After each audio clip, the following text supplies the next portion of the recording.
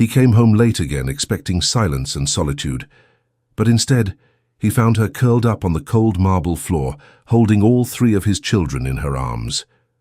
And for the first time in years, something in him cracked. The James estate was an architectural marvel, an endless sprawl of glass and stone perched on a private cliffside overlooking the Pacific. From the outside, it looked like heaven.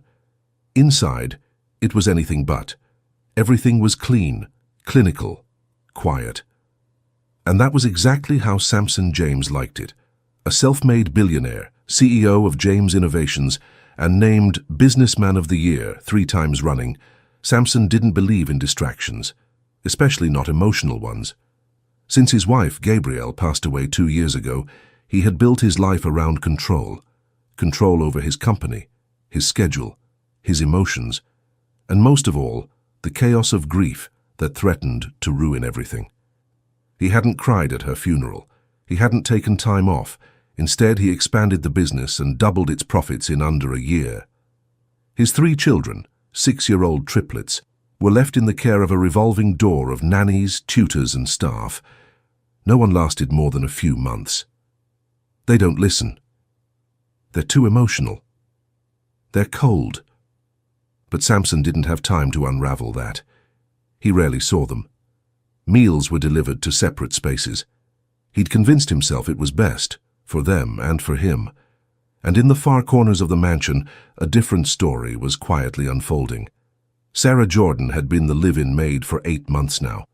It had started as a desperate move.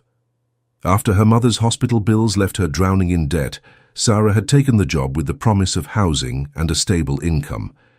She hadn't expected warmth or kindness, certainly not from the icy billionaire, whose eyes held more storms than the ocean outside. But she'd stayed, because of the children. From the moment she met them, Noah, Naomi, and Nico, she had felt something shift in her heart. They were polite, yes, obedient, but empty. The kind of emptiness that only comes from loss too big to understand. She had seen it before, in the mirror, after her mother passed, and so, slowly, day by day, she gave them pieces of herself, not in grand gestures, just little things. Hot chocolate with extra marshmallows after their lessons, hand-sewn patches on Noah's favorite stuffed giraffe, soft lullabies sung in the hallway when they couldn't sleep. She didn't ask for recognition. She just stayed, loved, gave, even when Samson barely looked at her. It was almost midnight when the silence broke. Samson had just arrived home from a board meeting in Tokyo. He loosened his tie as he stepped through the front doors, expecting nothing but quiet. He moved down the hallway, heading toward his study, but stopped cold as he turned the corner near the children's wing. And there they were, his 3 children, asleep on the floor, wrapped in blankets and limbs and stuffed animals. And at the center of it all, like a star holding a galaxy together, was Sarah. She sat slumped against the wall, her back curved in exhaustion, one arm cradling Naomi's head, while Noah and Nico lay on either side of her, their little fingers still wrapped around her hoodie. She wasn't on a mattress, not a couch, just the hard, cold marble floor. But they looked safe, peaceful, loved. Samson couldn't move. In that moment, a flicker of memory hit him. Gabrielle, singing to the babies when they were still in cribs, her voice echoing through this very hallway. He hadn't thought of that sound in months. He hadn't allowed himself to. And now, a stranger, a maid, was recreating something he thought had died with his wife. His first instinct was confusion, then guilt, then anger. What right did she have to do what he should have done? But as he watched them breathe, watched his children's chests rise and fall against her warmth, he felt something else. Shame. The floor creaked beneath his step. Sarah stirred slightly but didn't open her eyes. Noah clung tighter to her arm, and Samson stepped back. He didn't speak, didn't wake them, didn't demand an explanation.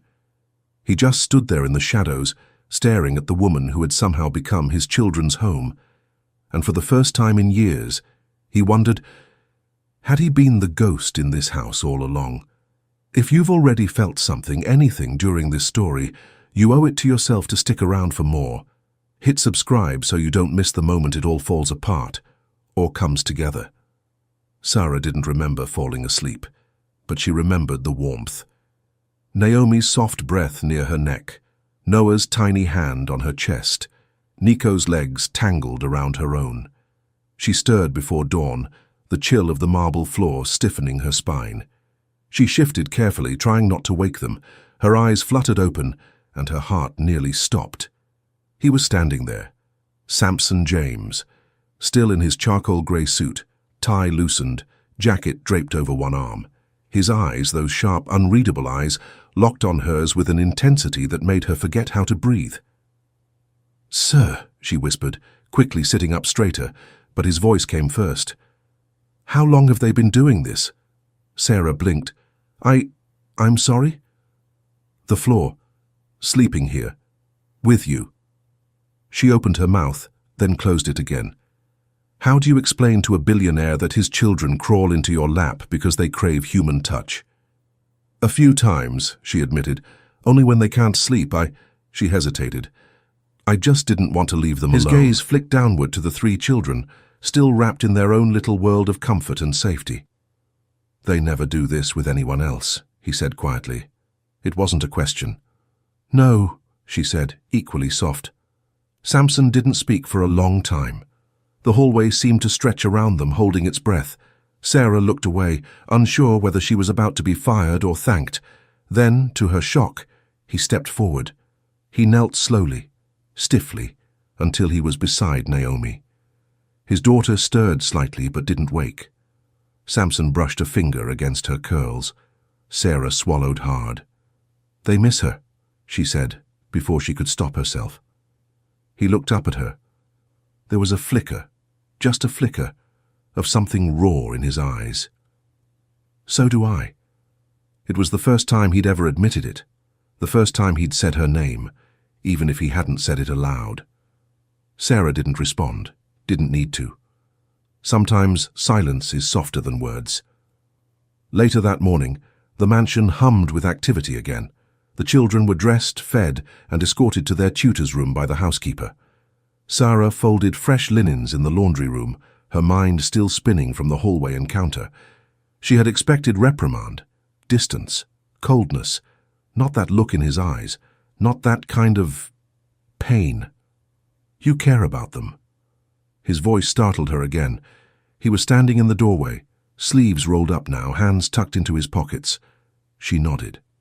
"I do. They're not easy." "They're grieving," she said simply. A long pause. Samson stepped closer. "So are you." Sarah froze. That part of her, the part she never showed, tightened in her chest like a pulled thread. She didn't talk about her mother, didn't talk about growing up alone. That was a boundary. "How would you know?" she asked, more defensively than she meant to. He didn't flinch. "Because you hold pain the same way I do," he said, quiet, tight, and close to your chest. Her throat tightened. In 8 months of working here, he had barely said 2 full sentences to her. And now, he saw her. Something cracked in her, small but real.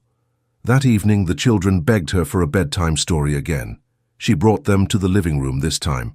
Softer carpets, warmer light.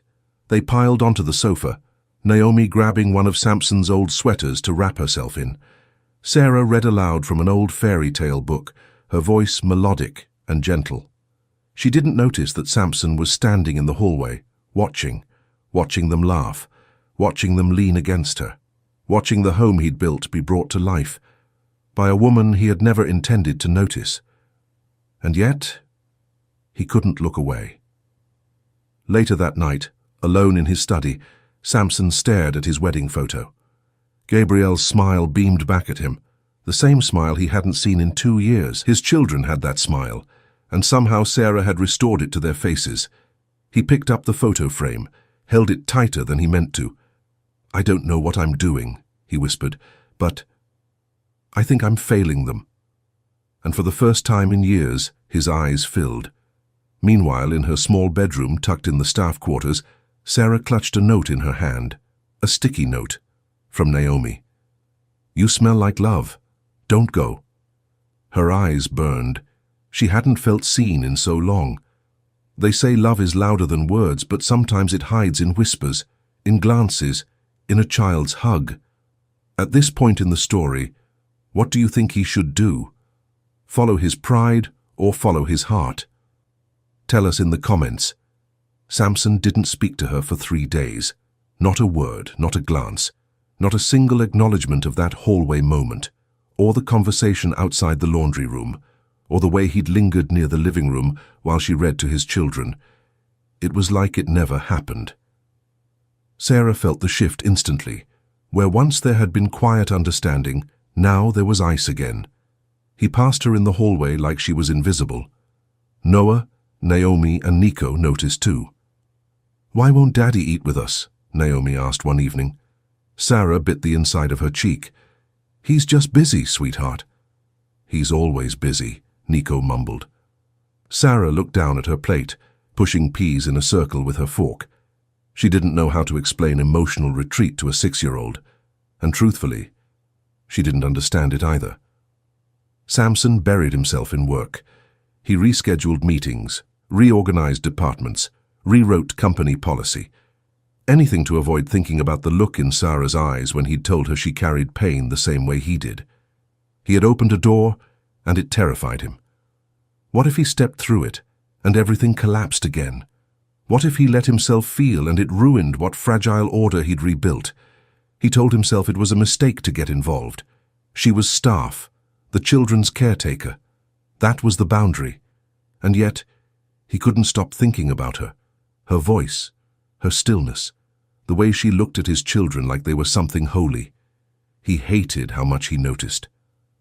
On the 4th night, Sarah brought hot chocolate to the kitchen as usual. She found Naomi already there, feet dangling from the counter, arms crossed. "What's wrong, love?" Sarah asked gently. Naomi pouted. "Daddy doesn't like you." Sarah blinked. "Why do you say that?" "Because you make us happy," Naomi said matter-of-factly. "And when we're happy, he hides." Sarah sat beside her. "I don't think your daddy dislikes me." "Then why's he being weird again?" Naomi asked, with the brutal honesty only children can wield. Sarah didn't answer, because she didn't know either. That night, as Sarah walked past the study, she heard raised voices. One of the assistants was there, someone from corporate. "Sir, the PR team needs a decision on the gala invite list," the assistant said. "I don't care about the gala," Samson snapped. "Well, people are asking about your personal life, about the children, about the woman staying at the estate." Samson stood so fast his chair scraped loudly. "She is my employee." His voice cut like glass. "Understood," the assistant muttered. Sarah froze just beyond the door, her body rigid. "She is my employee." It shouldn't have hurt, but it did. Whatever moment they had shared meant nothing to him. Nothing at all. The next morning she was quiet. She served breakfast, dressed the kids, tidied the study, all without saying a word. Samson noticed, but didn't know how to fix it. He watched her from the doorway, a mug of untouched coffee in his hand, while she helped Naomi braid her hair. Something in him ached, but he didn't move. He was afraid. That afternoon, Noah fell. He'd been climbing the oak tree in the back garden, something he wasn't supposed to do, and lost his grip. Sarah heard the scream before she saw the blood. She bolted outside, heart in her throat. He was on the ground crying, a gash across his knee, and his hand scraped raw. "Nico ran to get Daddy," Naomi said in panic. Sarah didn't wait. She knelt, cradling Noah gently, whispering soothing things as she pressed a cloth from her apron against the wound. Within minutes, Samson came running, and for the first time in years, he looked truly terrified. "What happened?" he barked, crouching beside her. "He's okay," Sarah said softly. "Just scrapes." "He's brave." Samson reached out but froze. His hands hovered in the air, unsure of what to do. Sarah took them and guided them to hold Noah's hand. "You've got him," she said. He just needs you to hold on." Their hands met over the child. For a moment, they held the same thing: fear, love, pain. That afternoon, Noah fell. He'd been climbing the oak tree in the back garden, something he wasn't supposed to do, and lost his grip. Sarah heard the scream before she saw the blood. She bolted outside, heart in her throat. He was on the ground, crying, a gash across his knee, and his hand scraped raw. "Nico ran to get Daddy," Naomi said in panic. Sarah didn't wait. She knelt, cradling Noah gently, whispering soothing things as she pressed a cloth from her apron against the wound. Within minutes, Samson came running, and for the first time in years, he looked truly terrified. "What happened?" he barked, crouching beside her. "He's okay," Sarah said softly. "Just scrapes. He's brave." Samson reached out, but froze. His hands hovered in the air, unsure of what to do. Sarah took them and guided them to hold Noah's hand. "You've got him," she said. "He just needs you to hold on." Their hands met over the child. For a moment, they held the same thing: fear, love, pain. The storm came without warning. Thick, dark clouds rolled in over the cliffs, swallowing the sky in grey. By the time the first crack of thunder shook the windows of the James estate, the staff had already started to gather their things. It was a Friday. Most of the housekeepers went home on weekends, but not Sarah. She stayed. She always stayed, even when she wasn't asked to. By late afternoon, the rain was pouring in sheets, wind howling down the coastline. Roads were closing, phones buzzing with a flash flood warning in effect for the Bayview area. Sarah stood at the window with Naomi clinging to her leg. Nico and Noah huddled on the floor behind her. They were scared. She stayed calm. In the study, Samson ended a video call with the head of security. "The estate gates are locked down. Roads are too dangerous. We'll ride it out here," the voice said. Samson nodded, but barely responded. His mind wasn't on business tonight. It was on Sarah. The way her voice had gone cold after hearing him reduce her to just an employee. The way she hadn't looked him in the eyes since. He hated that he'd made her feel small. And now they were trapped in the same house, no escape from the tension that hung in the air between them like a loaded question. That evening, the children refused to sleep in their rooms. "The wind is too loud," Naomi whispered. "It sounds like the world is breaking," Noah said. Samson stood in the doorway of the living room, unsure what to do, unsure how to comfort them. Sarah was already building a fortress of pillows and blankets in front of the fireplace. "They'll feel safer down here," she said, not looking at him. Samson nodded, but didn't move. "Samson," she said gently, the first time she had used his name directly. "You can stay too, if you want." The children looked up at him, eyes wide with hope. He stepped forward, slowly, like a man approaching a cliff, and sat down. They made a cocoon of warmth in the storm's chaos. Sarah handed out mugs of warm milk. The fire crackled softly behind them. Rain pounded the windows. Samson sat stiffly, his arms around Nico, unsure how to hold his own child, but trying. And Sarah? She leaned back against the cushions, exhaustion in her bones, but peace in her chest. "I used to be terrified of storms," she said aloud, not expecting a response. Samson looked over at her. "Why?" he asked quietly. She hesitated. "When I was little, we lived in a trailer. Every thunderstorm felt like it might rip the roof off. My mom used to sing to drown it out." Noah leaned against her. "Will you sing for us now?" Sarah smiled, eyes glancing toward Samson for approval. He didn't speak, but he nodded. She began to hum. A low, soothing melody, familiar but not loud. Something about it made Samson's shoulders relax for the first time in what felt like years. Hours passed.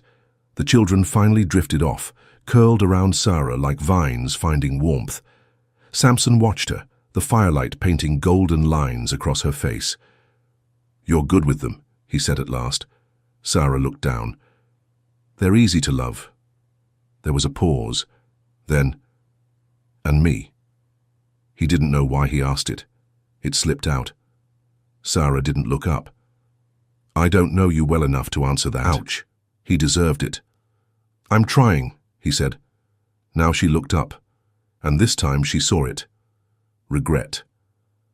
I don't know how to do this, he added.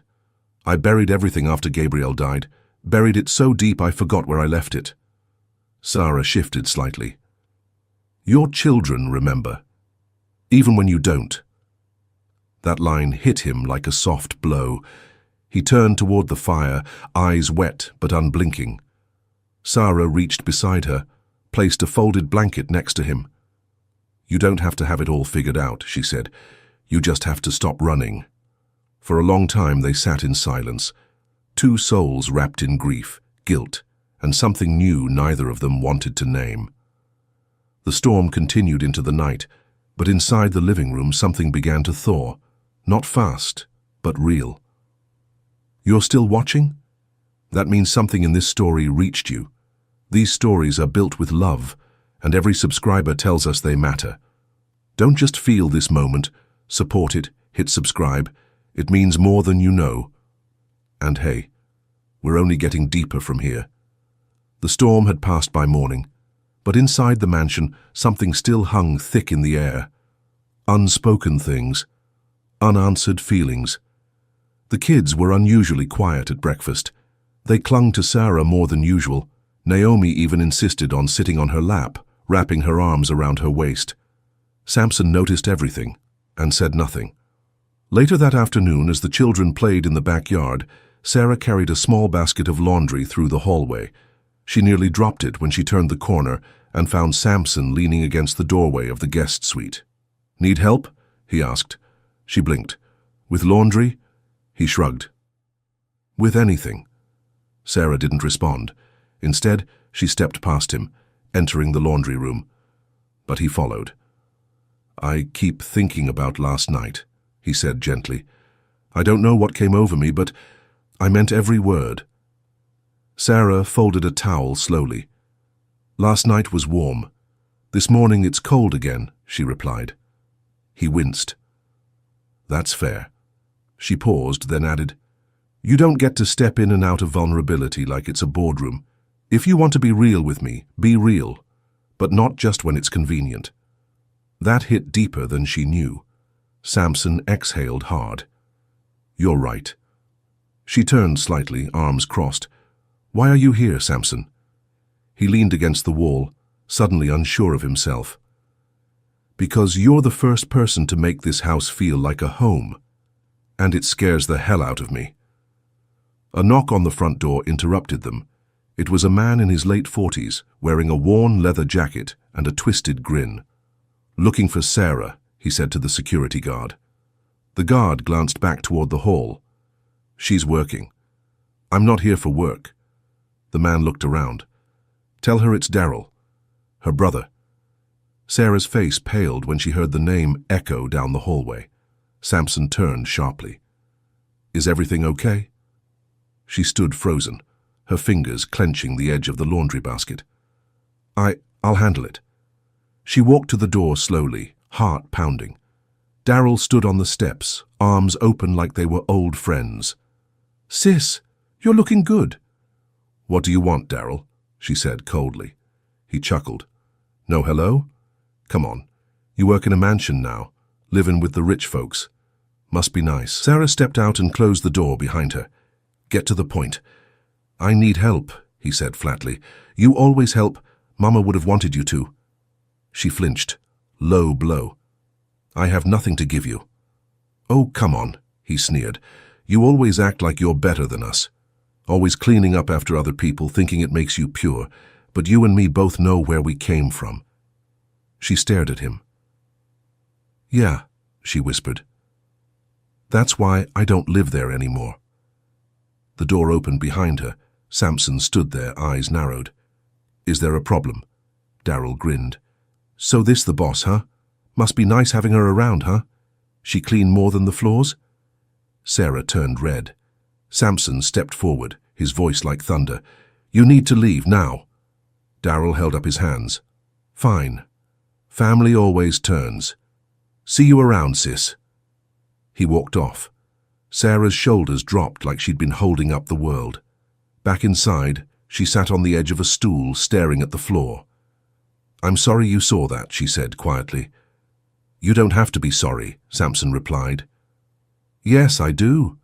I've spent my whole life cleaning up other people's messes. I've lived in shelters, in motels with roaches crawling on the ceilings. I took this job because I needed safety, not to be seen." He moved closer.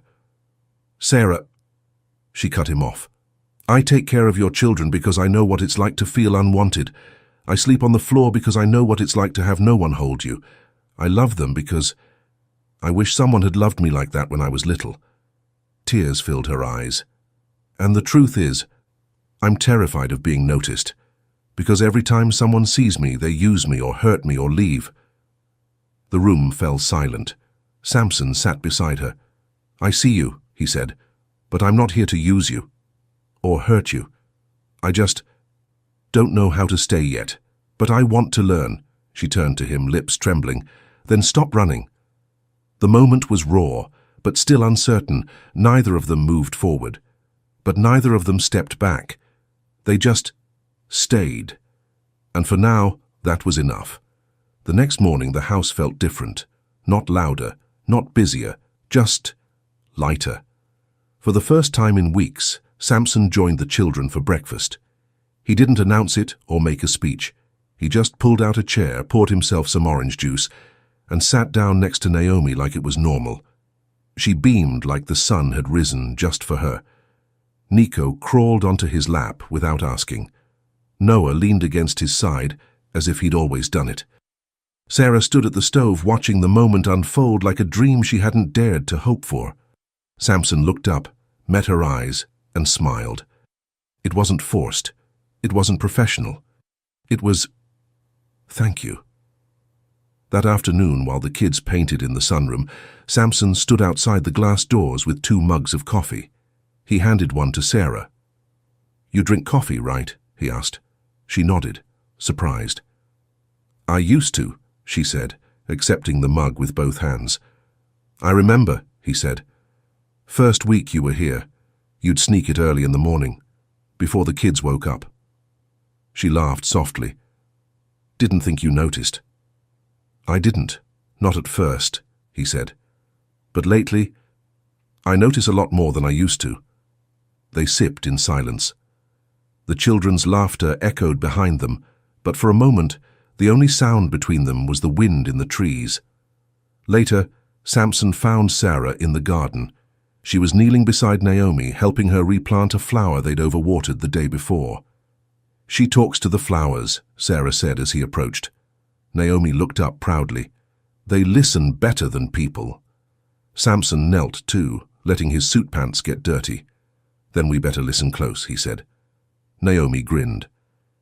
That evening, after the children were in bed, Sarah stayed back to clean up a board game left on the living room floor. Samson appeared in the doorway, hands in his pockets.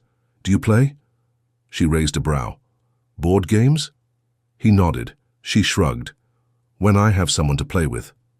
He walked over and sat on the carpet. "I'm terrible at this one," he admitted. "But I'm good at trying." She sat across from him, laughing. "You? Bad at something? Impossible." He grinned. "Don't tell the board." They played for almost an hour, not as employer and employee, not even as grieving hearts, just as two people who had seen each other's shadows and still stayed in the light. Sarah won every round. She didn't rub it in. Samson didn't mind. They laughed, more than they ever had. As the game ended, Sarah leaned back on her hands, her legs stretched across the carpet. Samson mirrored her posture, his head tilted toward the fireplace glow. "I haven't laughed like that in a long time," he said. She nodded. "Me neither." He turned toward her. "Sarah," he began, voice quieter now, "if I said I wanted to know you better, not just as the woman who takes care of my kids, what would you say?" She looked at him, really looked, and then, in a whisper, "I'd say I'm scared, but I'd also say I want that too." He reached for her hand, not bold, not possessive, just gently. And for once, She didn't pull away. They sat like that in silence, hands touching, hearts trying. Upstairs, Naomi stirred in her sleep, rolled over and smiled softly, like even her dreams had softened. Sometimes love doesn't start with a kiss. It starts with someone staying. At this point, do you believe they're ready to love, or still just healing? Comment below, because healing doesn't always mean it's safe to fall. It started with a phone call. Samson was in his office when his assistant buzzed in, voice sharp with urgency. "Sir, the photos are already circulating. You might want to get ahead of this." He clicked open the email and froze. The screen filled with paparazzi shots, grainy but clear enough. Him kneeling beside Sarah in the garden, her handing him a mug with a small smile. The two of them sitting close, laughing on the carpet. Billionaire CEO Samson James spotted getting cozy with live-in Maid. Insider source suggests intimate relationship brewing behind mansion walls. His chest tightened, not because of the press, but because of the consequences. Later that afternoon, Sarah was walking Naomi to the playroom when she heard voices in the hallway. The nanny and the chef were whispering.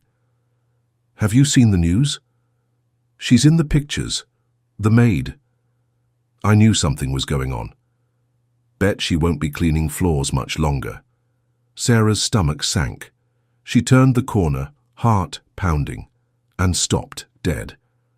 Samson was standing there with two lawyers. They held tablets, digital documents pulled up. His expression was unreadable. She waited for him to meet her eyes. He didn't.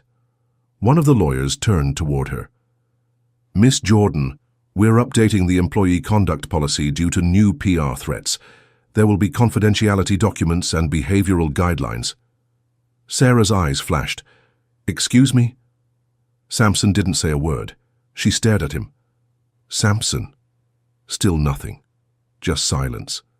And then, finally, he said, "It's best if we keep things professional moving forward." The words hit harder than any headline ever could. She stormed into the laundry room 10 minutes later, slamming the basket down harder than she meant to. He followed her. "Sarah, don't." "I didn't mean—" "Yes, you did." She turned, fire in her eyes. "You looked right through me, like I was some scandal to clean up before the shareholders see it." "I was protecting you," he said. "No," she snapped. "You were protecting yourself." Samson opened his mouth, but no words came. Sarah's voice dropped, trembling now. "I let you in. I let your kids in. I loved them like they were mine.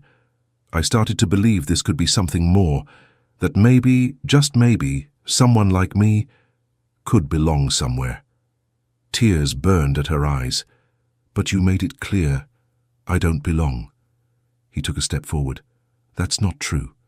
She stepped back. "It is. And you know what hurts the most? I wasn't afraid of the world judging me. I was afraid of you doing it." Silence. Just the sound of her breathing, shattered, sharp. That night Sarah packed her things. No grand goodbye, no long letter, just a short note left on the kitchen table. "Tell them I love them. I had to go." Sarah Samson found it at 2:14 a.m. He stood in the empty kitchen, heart racing, chest aching in ways he hadn't let himself feel since Gabrielle's death. He read the note again, and again, and then he broke, right there, in the middle of his spotless kitchen, under designer lighting and marble countertops. He dropped to his knees. "I pushed her away," he whispered to no one. "I always push them away." And for the first time, he didn't blame the storm. He blamed himself. The next morning, Naomi searched the hallways. "Where's Sarah?" she asked, her voice too small. No one answered. The house felt hollow without her. It wasn't just the absence of Sarah's footsteps echoing through the halls, or her humming while folding blankets. It was deeper. The kids were quieter. Naomi cried during breakfast and refused to eat. Noah stared blankly at his juice. Nico walked through the halls calling her name. "She didn't even say goodbye," Naomi whimpered. Samson couldn't bring himself to tell them about the note. He kept it in his wallet, folded. read it every night like a punishment. 3 days passed, 3 days of silence, 3 days of pretending, 3 days of regret so loud it drowned out every boardroom briefing and investor call. Samson stood in his walk-in closet one morning, staring at his own reflection, buttoning a crisp white shirt for a PR event. He looked powerful, but he felt like a coward. He picked up his cufflinks. Gabrielle had given them to him. He paused, and then dropped them back on the dresser. "You're not that man anymore," he said to the mirror. Later that night, after tucking the children in, he found himself in the sunroom. The paint sets were still there, dried up now. A piece of paper lay folded beneath Naomi's flower pot. He pulled it out. A crayon drawing. 4 stick figures, 1 tall one, him, 3 smaller ones, the kids, and one in the middle with a pink dress, Sarah. Across the top, in shaky handwriting, "My real family." His heart cracked. He sank into the chair and wept for the second time in 7 years. Not because of grief, but because he was finally ready to fight for something before it was too late. The next morning he left early. He didn't tell the kids where he was going. He just got in the car, GPS loaded, and drove out of the city. The address came from an old emergency contact form she filled out when she was first hired. A small brownstone apartment. Nothing fancy. 1 flickering porch light. He stood at the door for 10 minutes before knocking. She opened it with a look of surprise, then froze. "Samson?" He nodded. "Hi." She blinked. "Why are you here?" "I needed to say something." She crossed her arms, defensive, guarded. "You already said it." "I was scared." Sarah's voice trembled. "I was too, but I still stayed." "I know," he said. "And I left. I ran. Because every time I start to care about someone, I push them away before they can leave." She looked down. "But you didn't leave, Samson," she whispered. "I did." He shook his head. "No. You just finally believed me when I treated you like you didn't matter." The silence between them was thick, heavy. He stepped forward. "I don't want to protect my image anymore. I want to protect what matters. That means you, the kids, us, if there's still an us." Tears welled in her eyes. "You made me feel small," she said. "I know. And you made me feel human." He reached into his coat pocket, unfolded the note. "You said to tell them you love them, but you didn't say whether you still love me." Her lip quivered. "I don't know," she whispered. "I want to, but I'm scared." He stepped closer. "So am I, but I'm here anyway."